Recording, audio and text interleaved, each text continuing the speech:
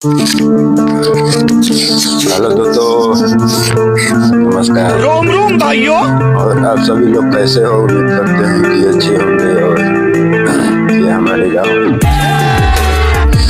और सुबह सुबह के टाइम में है और काफ़ी ज़्यादा ठंड लग रही है।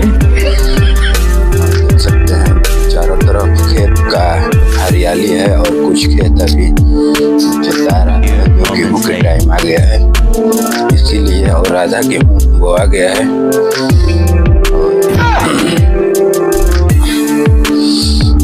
कुछ लोग जो है ना कि अपने खेतों का मटर तोड़वा रहे हैं, कुछ लोग तोड़वा दिए हैं, कुछ लोग अभी ताक रहे हैं तोड़वाने के लिए।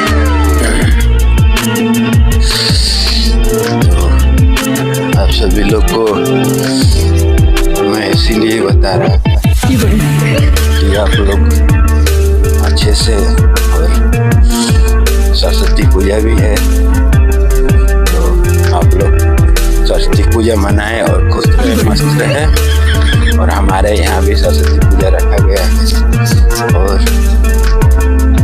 आप सभी लोग को मैं सरस्वती पूजा का भी मैं वीडियो अपलोड किया हूँ, जाकर देख लेना। और मैं फिर एक वीडियो लॉग में लेकर आ रहा हूँ, तो उसे आप लोग देखना ना भूलें। धन्यवाद दोस्तों, इतना ही आज के वीडियो में, और फिर मिलते हैं आप सभी से। Bye bye, tata, good bye.